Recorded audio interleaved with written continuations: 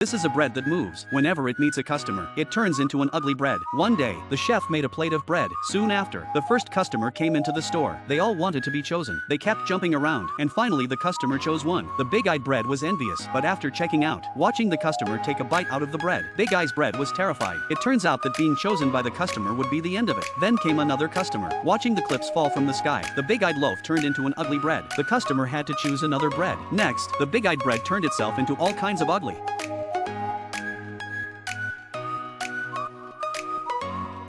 As time passes, there is only big-eyed bread left on the shelf, and the bakery closed. The cook looks at the bread on the counter, holding it in his hand. He opens his mouth. At that moment, the big-eyed bread was scared. Its heart was pounding, but it couldn't get away from being eaten. Then it became a ghost. It watched the chef's face as he enjoyed his meal, with a happy smile on his face.